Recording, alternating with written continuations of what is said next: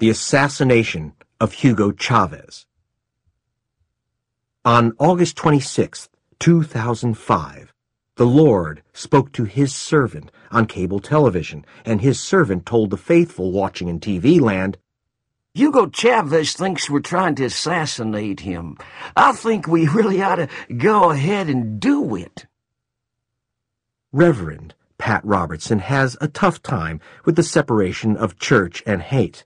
But Pat Robertson is not crazy. He is, in fact, one of the most ingenious, uncrazy men I've ever met, and the most calculating and viperous. Those who dismiss him as some corn-pone, Bible-thumping Elmer Gantry fruitcake have dangerously underestimated him and his reach into political and financial power centers in Washington and abroad. He never speaks for himself. Whether he speaks for God, I can't say, but certainly Dr. Robertson uses his television platform to preach the evangel of the elite to which he was born. His father, Senator Absalom Willis Robertson, was the mentor of Senator Prescott Bush.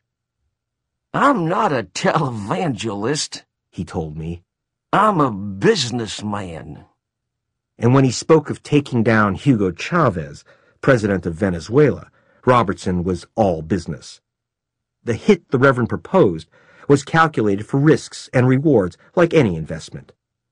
"It's a whole lot cheaper than starting a war, and I don't think any oil shipments will stop. This is a dangerous enemy to our south, controlling a huge pool of oil that could hurt us very badly. We don't need another $200 billion war.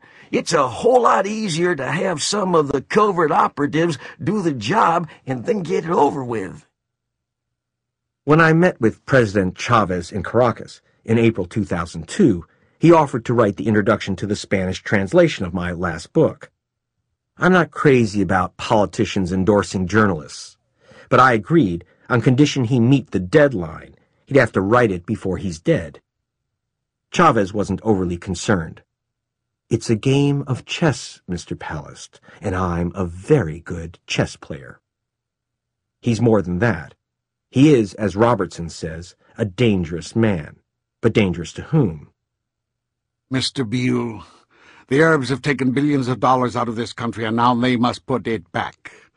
It is ebb and flow, tidal gravity." In October 2005, Hugo Chavez defied gravity and withdrew $20 billion of Venezuela's petrodollars from the United States Federal Reserve and deposited the money in an account with the International Bank for Settlements for investment in Latin America. "There are no third worlds. There are no nations, Mr. Beale. There's only IBM and ITT and AT&T and DuPont, Dow, Union Carbide, and Exxon." Maybe. At the beginning of 2001, Venezuela instituted a new law of hydrocarbons. Henceforth, Exxon, British Petroleum, and Shell Oil, the major oil extractors in Venezuela, would get to keep only 70% of the sales revenues from the Venezuelan crude they sold. The oil majors had grown accustomed to their usual take, 84%. The reaction to the reduction in big oil's share of the Venezuelan pie was swift. Otto Reich, Bush's Assistant Secretary of State for Western Hemispheric Affairs, met with Venezuelan dissident billionaires, and shortly after, on April 11, 2002, Chavez was kidnapped. The president of Venezuela's Chamber of Commerce, an oil industry lawyer, declared himself president of the nation, giving a whole new meaning to the term corporate takeover. The coup d'etat against the elected president, Chavez, was endorsed by the New York Times. On April 12th, banking and oil industry chiefs held an inaugural party in Venezuela's presidential palace. The U.S. ambassador rushed down to have his picture taken with his arms around the partying coup leaders. But within 24 hours, the party was over. I learned later that Chavez, geopolitical grandmaster, had expected the coup and planted commandos inside secret passages of the presidential palace.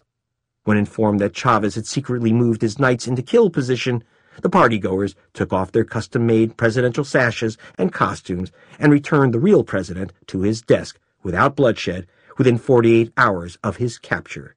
The Times apologized. But not the White House. Bush's spokesman conceded Chavez was democratically elected, but he added, quote, legitimacy is something that is conferred not just by a majority of the voters. I see.